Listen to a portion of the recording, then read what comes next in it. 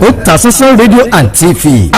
Oríṣiríṣi àwọn èèyàn ni wọ́n ti ń pè wá, ni wọ́n ti ń text message pé ṣé lóòótọ́ ni, torí pé àwọn mọ̀ wípé àárínú àríta nípa iléeṣẹ́ rédíò àti tẹlifíṣàn nípa ìgbóhùnsáfẹ́fẹ́ ní ilẹ̀ Yorùbá pàápàá jùlọ nílẹ̀ Ìbàdàn, pé wọ́n á bi wá léèrè pé ṣé lóòótọ́ ni pé àwọn èèyàn yìí, ṣé lóòótọ́ ni pé wọ́n ti fi iléeṣẹ́ rédíò Fresh FM sílẹ̀, wọ́n ti gba iléeṣẹ́ rédíò míì lọ.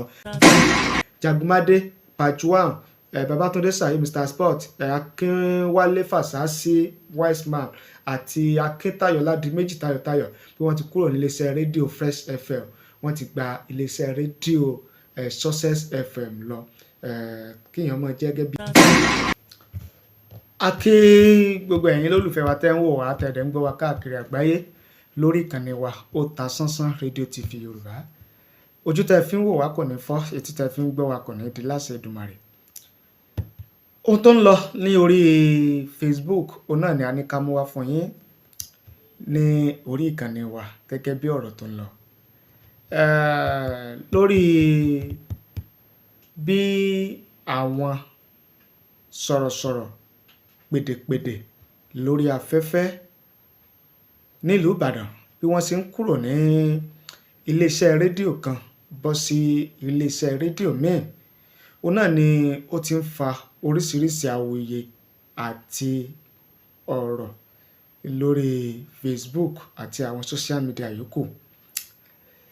Láti bí ìjẹta òun náà ni àwọn tí wọ́n jẹ́ sànkọ̀sànkọ̀ nínú tí wọ́n jẹ́ sàkọ̀sàkọ̀ agbóhùnsáfẹ́fẹ́ pèdèpèdè sọ̀rọ̀sọ̀rọ̀ lórí rédíò Dr. Yinka Ayefele ìyẹn Fresh FM tìlú Ìbàdàn. Ó ní agbọ́ láàrí kà wípé wọ́n ti kúrò níléeṣẹ́ Fresh FM, iléeṣẹ́ rédíò Fresh FM tó wà nílùú Ìbàdàn tí wọ́n sì ń lọ sí iléeṣẹ́ rédíò míì.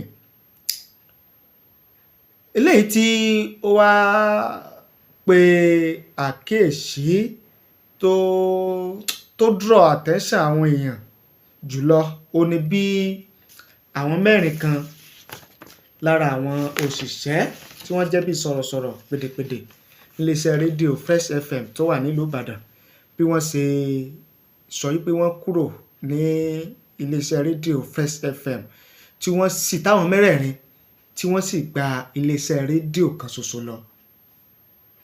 Àwọn mẹ́rẹ̀ẹ̀rin yìí tá a fẹ́ dárúkọ yìí wọ́n kúrò níléeṣẹ́ rédíò Fresh FM lẹ́ẹ̀kan náà, wọ́n sì gba iléeṣẹ́ rédíò míì lọ ẹyọ kan lẹ́ẹ̀kan náà. Àwọn wo wá ni iléeṣẹ́ rédíò wo ni wọ́n gbà lọ? Gẹ́gẹ́ bí ó ṣe bá a ṣe rí gbọ́, bá a ṣe rí kà, àwọn mẹ́rin tí wọ́n kúrò níléeṣẹ́ rédíò Yinka Ayefele ìyẹn Fresh FM 105.9 tó wà nílùú Ìbàdàn ńlá ti rí Jagunmade Adésínà Jagunmade Pajuwan, Mr Sport ìyẹn Saheed Babatunde ó kúrò. Bákan náà Akínwálé Fàsásí Mr Wiseman òun náà kúrò. Bákan náà la tún rí Mr Oyètáyọ̀ Ọládìméjì ìyẹn Tayọ̀tayọ̀. Àwọn mẹ́rẹ̀ẹ̀rin yẹn òun ni wọ́n kúrò níléeṣẹ́ rédíò Fresh FM tìlú Ìbàdàn nígbà kan náà tí wọ́n sì lọ sí iléeṣẹ́ rédíò Success FM tó ṣẹ̀ṣẹ̀ bẹ̀rẹ̀ iṣẹ́. Success FM nílùú Ìbàdàn náà ni. Báwọn mẹ́rẹ̀ẹ̀rin ṣe kúrò níléeṣẹ́ Fresh FM òun náà ni wọ́n gba Success FM lọ. Ṣùgbọ́n nínú ìwádìí tá a ṣe, a rí wípé ẹni tó ní iléeṣẹ́ rédíò Success FM ó jẹ́ ẹni tó ní iléeṣẹ́ Top Success tó ń ta àwọn nǹkan ẹ̀rọ ìbánisọ̀rọ̀ ìléwọ́ àti àwọn nǹkan tó ń loná tó sì gbẹ̀rẹ̀kẹ̀jigẹ̀ nílùú Ìbàdàn. Òun náà ló ní iléeṣẹ́ rédíò Success FM yẹn.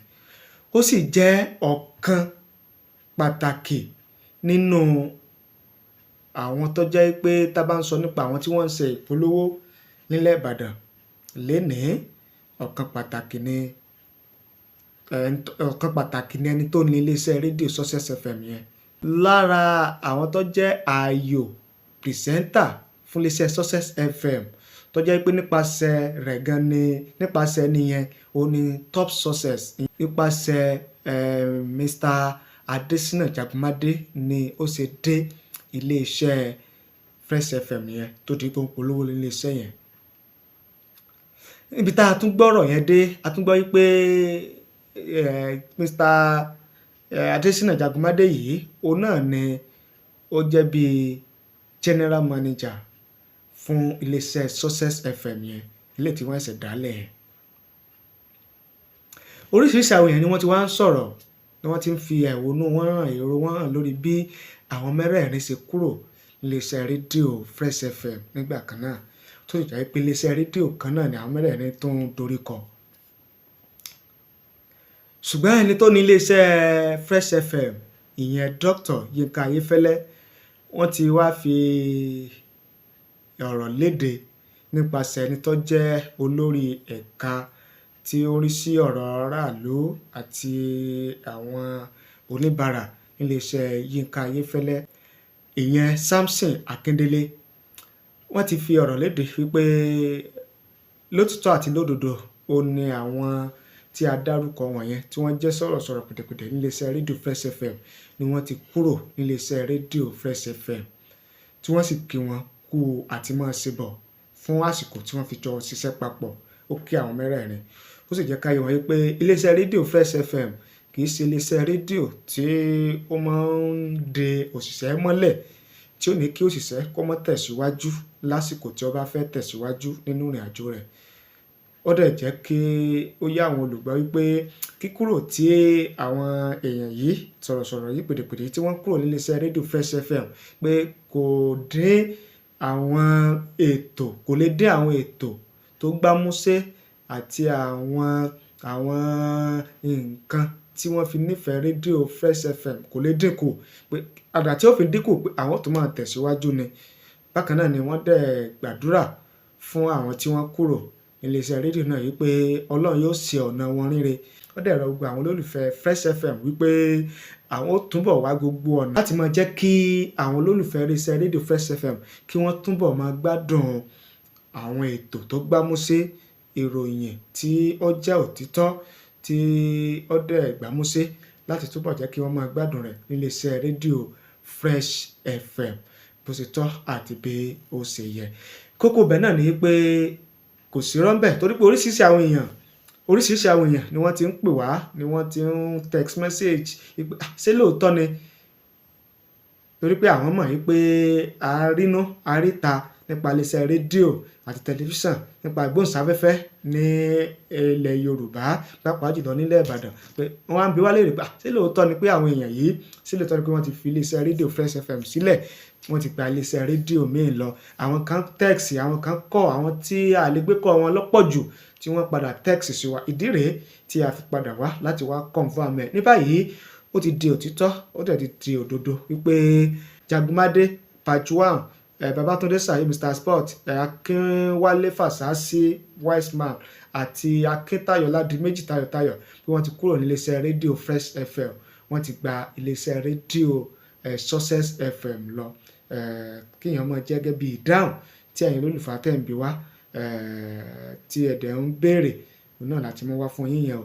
Tá bá ń ti wá gbọ́ tuntun á padà wá sórí ìkànnì yìí láti wá fi tó yín létí gẹ́gẹ́ bẹ́ẹ̀ ṣe mọ̀ wípé bó ṣe ń lọ àti bó ṣe ń ṣẹlẹ̀ òun náà ni àwọn mú wá fún yín lórí ìkànnì yìí. Ẹ ṣé o, àdúpẹ́ àmọ̀rírì yín.